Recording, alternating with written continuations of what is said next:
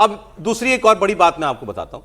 बंगाल के chief minister Suvendu अधिकारी के पीए चंद्रनाथ रथ की हत्या हुई थी। इसके मामले में भी पुलिस ने अब काफी एक्शन लिया है। जांच में पुलिस भी जुटी हुई है और एसआईटी भी बनी हुई थी इसके लिए। और बंगाल पुलिस की एसआईटी ने मर्डर के मामले में 3 लोगों को अरेस्ट किया है। अरेस्टिंग है तो मतलब कुछ मिला होगा। यह गिरफ्तारी बिहार के बक्सर और उत्तर प्रदेश के अयोध्या से हुई है। मतलब चीफ मिनिस्टर डेजिग्नेट के पीए की हत्या हुई थी, बड़ी बात थी। टोल प्लाजा पर ऑनलाइन पेमेंट करने से पुलिस को इनका सुराग मिला। इसके बाद पुलिस ने इन 3 लोगों को अरेस्ट कर लिया, इन आरोपियों को गिरफ्तार कर लिया है। बंगाल पुलिस ने जिन 3 लोगों को शुभेंदु अधिकारी के पीए चंद्रनाथ रथ की हत्या के आरोप में अरेस्ट किया है, इनके नाम है मयंक शर्मा, विकी सिंह मौर्य और राज। मयंक और विकी की गिरफ्तारी बिहार के बक्सर से हुई है और ये जो राज सिंह है ये शूटर बताया जा रहा है, इसको उत्तर प्रदेश के अयोध्या से गिरफ्तार किया गया है। बंगाल एसआईटी के सूत्रों के अनुसार इन्हीं तीनों ने चंद्रनाथ रथ की रेकी करवाकर हत्याकांड को अंजाम दिया था। शुभेंदु अधिकारी के पीए चंद्रनाथ रथ की 6 मई की रात को 24 परगना जिले में हत्या कर दी गई थी। 3 गोलियां उनके शरीर में लगी थी, 10 राउंड गोलियां फायर हुई थी।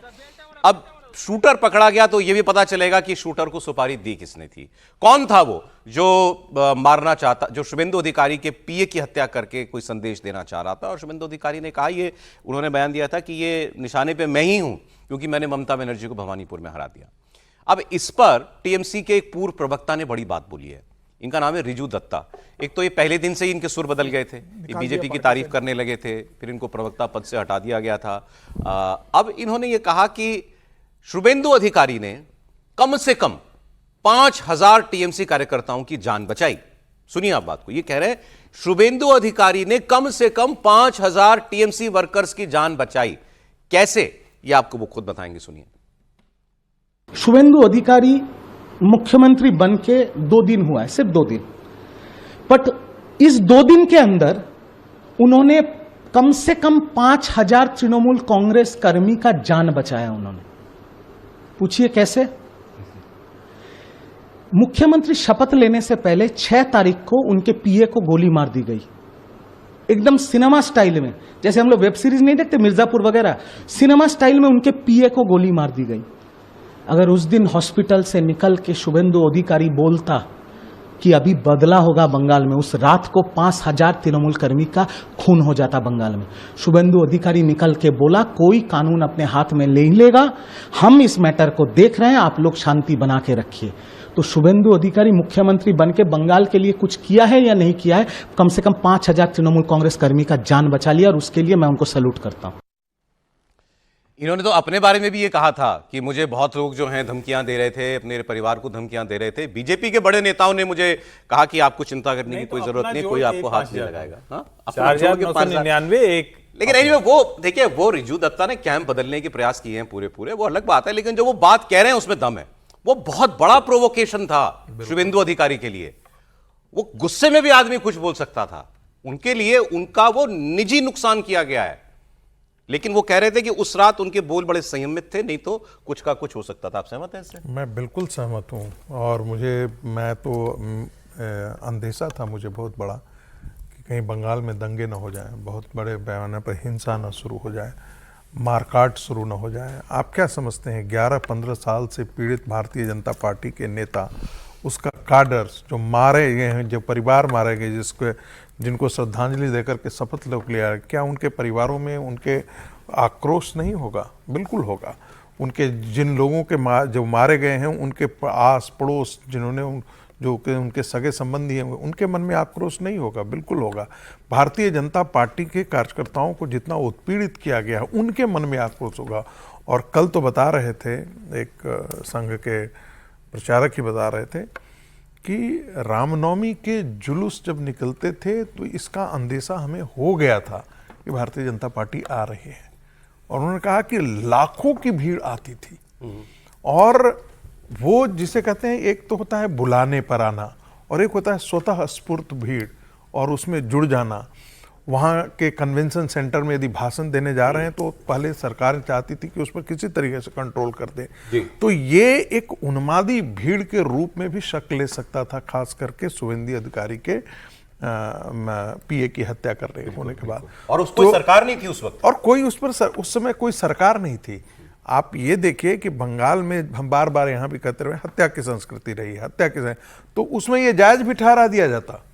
भाई पहले मारा गया था, सीपीएम के समय मारा गया था, पश्चिम बंगाल में ममता आई थी तब हत्या की नहीं, संस्कृति उसमें चली कुछ थी। बहुत बुरा हो जाने का अंदेशा था, वो बहुत इतनी बुरा बड़ी होने का घटना थी वो। अंदेशा था। अब एक दो बातें और आपको मैं बता दूं, एक तो बंगाल में टीएमसी के लोगों में, जैसे अभी आप रिजू दत्ता की बात सुन रहे थे, उन्होंने एक नहीं कई स्टेटमेंट दिए हैं ऐसे। वहां जेन्युइनली टीएमसी के लोगों में अभी दौड़ मची हुई है बीजेपी ज्वाइन करने को लेकर के। हर स्तर पर छोटे से लेकर बड़ा आदमी जो है वो बीजेपी ज्वाइन कर लेना चाहता है, क्योंकि सबका कुछ ना कुछ हित जुड़ा हुआ था टीएमसी गवर्नमेंट से। उनको लगता है कि एक तो वो जाएगा, दूसरा उनको खतरा लगता है कि बीजेपी वाले हैं जो हैं, अब उनका अपर हैंड होगा तो हमको कोई नुकसान ना पहुंचा दे, तो पहले ही दूसरी तरफ चले जाओ। सौरभ भाई एक बात बोले, जो लोग बिजनेस में होता है ना, जो ठेकेदार होते हैं, जो बिजनेस होते हैं, जो उसी धंधे में लगे हुए होते हैं, वो हर सिस्टम में, चाहे वो ये सिस्टम आ जाए चाहे वो इस सिस्टम आ जाए, वो वहीं रहते हैं। लेकिन बीजेपी आपको मालूम है ना कि एक व्यक्ति थे जो अब उनका नाम नहीं लेना चाहिए, उन्होंने बड़े लोग नाराज हो जाते हैं, वो प्लानिंग कमीशन के मुझे लगता था कि शाश्वत मेंबर थे। हर सरकार आती थी तो प्लानिंग कमीशन में कहीं ना कहीं उनका भूमिका हो जाती। बात कर चर्चा मत करिए, बहुत लोग हैं। अच्छा ठीक है, एनीवे, लेकिन बीजेपी के मैं प्रदेश अध्यक्ष का बयान सुन रहा था, उन्होंने कहा कि हम फिलहाल किसी टीएमसी कार्यकर्ता को बीजेपी में ज्वाइनिंग नहीं कराएंगे, ये उन्होंने बड़ा साफ साफ बोला। दूसरा, एक दो लोग कम से कम, एक तो ये रिजू दत्ता और इनके एक सांसद हैं कल्याण बैनर्जी, ये एक बात कर चुके हैं आईपैक को लेकर के। आईपैक को लेकर के जो एजेंसी उन्होंने शुरू की थी प्रशांत किशोर ने, तो बाद में वो चले गए, उन्होंने अपनी पार्टी बना ली, लेकिन आईपैक तो रही। कल्याण बनर्जी ने यह कहा कि हमें आईपैक वालों ने बहुत नुकसान पहुंचाया। समीर जी, उन्होंने कहा कि ये एक तो कैंडिडेट सिलेक्शन में इनका बड़ा से होता था, फिर ये एक उम्मीदवार को जाके कहते थे तुम्हारा नाम बढ़ा दिया हमने, तुम चुनाव लड़ोगे, और उसी के राइवल को जाकर भी कह देते थे कि तुम भी लड़ोगे। तो जो एक व्यक्ति निराश होता था फिर उसने पूरी ताकत से नुकसान किया पार्टी का। रिजू दत्ता ने और बड़ी बात बोली, इन्होंने कहा आईपैक ने खूब पैसा बनाया और आईपैक को यह करने दिया गया, इसकी जिम्मेदारी ममता बनर्जी और अभिषेक बनर्जी की है।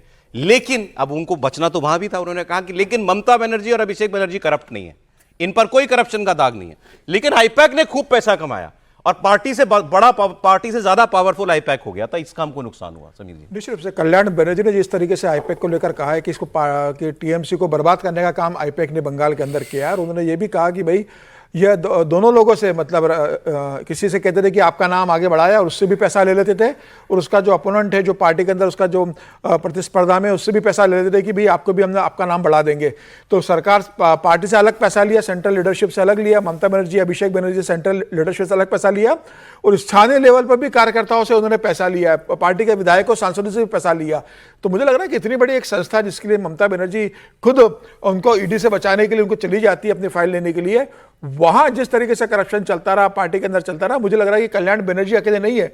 खबर यह आ रही है कि अभी दो और सांसद जो है वो भी इस बात को लेकर नाराज है कि आईपैक को इतना फ्री हैंड क्यों दिया गया, जब 2011 से लेकर लगातार पार्टी का संगठन इतना मजबूत था।